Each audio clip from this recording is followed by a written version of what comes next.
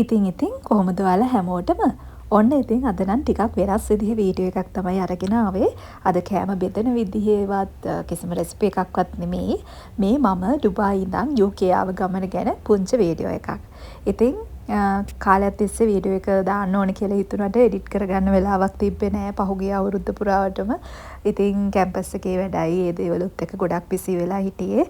දැන් තමයි ඉතින් ඒවා පොඩ්ඩක් ඉවර වෙලා ආපහු මේ වගේ දේවල් කරන්න වෙලාවක් හම්බුනේ. ඉතින් ඔන්න අපි දැන් එයාපෝට් එකට ඇවිත් ඉන්නේ. ඉතින් බබා නම් පුදුම සතුටකින් ඉන්නේ. එයාට වීසා එක ආව දවසේ ඉඳන් ටිකට් දාන්නේ කවද්ද ඒ ඔක්කොම කරාට පස්සේ මේ ගමන යන කල්ම පුදුම සතුටක් එයාට තියෙන්නේ. ඉතින් එයාට ඒ සතුට තිබ්බට අපිට චුට්ටක් හිතට දුකයි. මොකද අපේ අම්මලාගෙන් තවත් ඈතට යනවා අම්මලා ඉන්නේ ලංකාවේ නිසා. ඉතින් ඒ වුණත් බබාගේ ඉදිරි අනාගත වැඩ කටයුතු වල ගැන හිතලා තමයි ඒ තීරණය අරගෙන අපි තුන්දෙනාම UK යන්න තීරණය කරේ. ඉතින් UK වලට ඇවිල්ලා නම් දැන් අපි අවුරුද්දකට වඩා වැඩි කාලයක් වෙනවා. ඉතින් මේ දැන් අපි ඔක්කොම චෙක් ඉන් වෙලා බෝඩ් වෙන්න යන ගමන් ඉන්නේ. ඉතින් අපි ඩුබායි වල ඉඳන් ඉස්තාම්බුල් එයාපෝට් එකට ගිහිල්ලා තමයි ලන්ඩන් යන්නේ. ඉතින් අපි ටර්කිෂ් එයාර්ලයින් එක තමයි ගත්තේ මේ ගමනට. ඉතින් ඔන්න දැන් ෆ්ලයිට් එකට නැග්ගා අපි. නැගලා ඉතින් ෆොටෝස් ටිකක් ගත්තා බබත් එක්ක. ඉතින් නැග්ග ගමන්ම එයාට පොඩි කාටුන් එකක් දාලා දුන්නා. ඉතින් උඩ වෙලා එන්නත් ඕන නිසා කාටුන් එකක් දාගත්තා. ඉතින් ඉඳගත්ත ගමන්ම ස්ක්‍රීන් එකේ ගොඩක් දුකයි ඩුබායි දාලා යන්න. මොකද 2016 ඉඳන් හිටපු රට ආපහු ඉතින් නිවාඩුවකට આવොත් තමයි. ඉතින් ගොඩක් දුක සතුට වගේම හැමදේම ගොඩක් දේවල් ඉගෙන ගත්ත රටක්.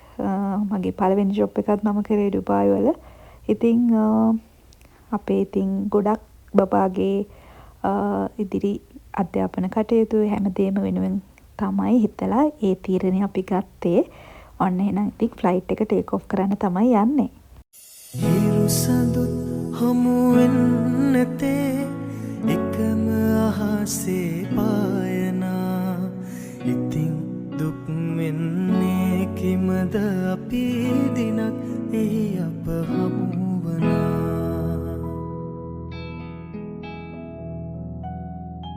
රාත්‍රිය මනරම් කියා සඳට තරුවට කවිලියා.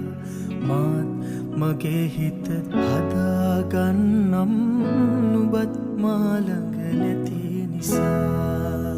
ඉතින් ඇත්තටම කපල් එකක් විදිහට ඉන්නවා නම් ඩුබායි කියන්නේ මං හිතන්නේ ඇත්තටම හොඳම රටක්. මම ලංකාවට පස්සේ දෙවෙනියට ආදරය කරන රට තමයි ඩුබායි. මොකද ගෑනු ළමයෙක්ට ආරක්ෂාව අතින්ද හැම අතින්ම සැප පහසුකම් අතින්ද හොඳම රටක් තමයි ඩුබායි කියන්නේ. ඉතින් අපිට බබා ඉන්න නිසා යාගේ ඉදිරි අධ්‍යාපන කටයුතු ගැන හිතපු නිසා තමයි අපි එංගලන්තයට එන්න තීරණය කරේ. ඒ වුණත් දැන් උනත් ආපහු හිතෙනවා ඩුබායි තරම් කොහෙවත් නැහැ කියලා. අධ්‍යාපන කටයුතු පැත්තෙන් ගත්තත් ඩුබායි හොඳයි. පොඩි වියදමක් යන එක තමයි තියෙන්නේ. මොකද බ්‍රිටිෂ් ස්කූල් ඕන තරම් තියෙනවා ඩුබායි වල දැන්. හැබැයි ඉතින් අපි ඒ ගත්ත තීරණයෙම හිටියා. එහෙනම් ඉතින් අපි ඩුබායි වලින් ගිහිල්ලා ඉස්තාම්බුල් එයාපෝට් එකේදී ආපහු හම්බෙමු.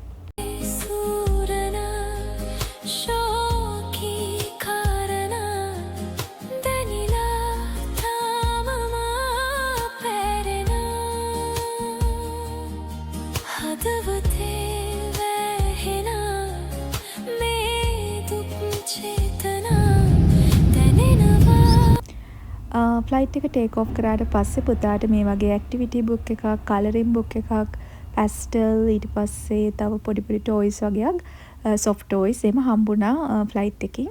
ඒ ටික කරලා ඉවර වෙලා මෙයා ආපහු කිඩ්ස් මූවි එකක් බැලුවා. ඉතින් එහෙම ඉන්න අතරතුර අපිට අපේ කෑම එකත් හම්බුණා. මම දැන් පෙන්නන්නම් ඔයාලට මොනවද අපිට එදා දවසේ ෆ්ලයිට් එකේ හම්බුනේ කියලා. මෙන්න මේ පාස්තා එකයි රයිතා සලාඩ් එකක් වගේ කුයි තව පුඩින් එකක් වගේ හම්බුණා. බ්‍රෙඩ් එකක් හම්බුණා.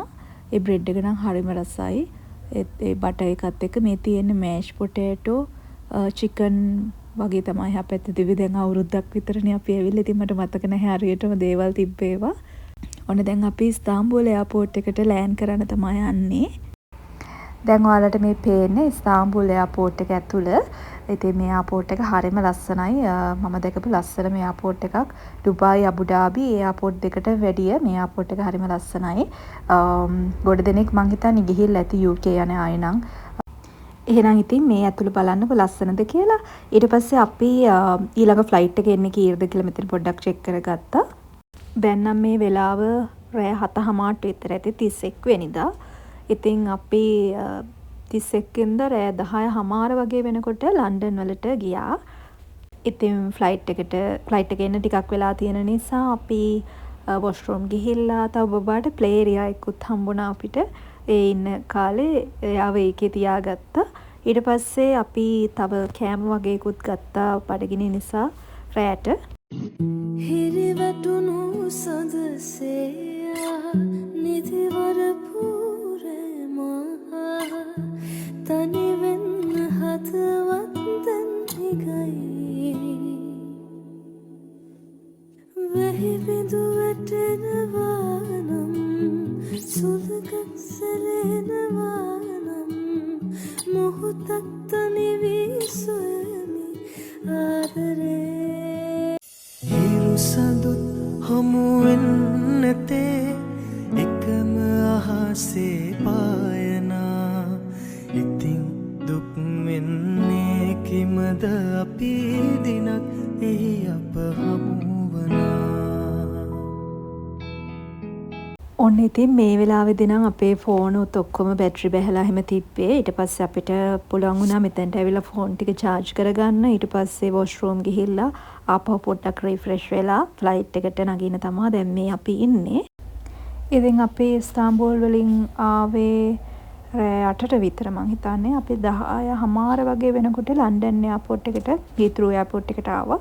ඉතින් ඔන්න දැන් ලෑන්ඩ් කරන්න තමයි යන්නේ. එහෙනම් ඉතින් තවත් දවසක ලස්සන වීඩියෝ එකකින් හම්බ වෙනකල් ඔයාලා හැමෝටම සුබ දවසක්.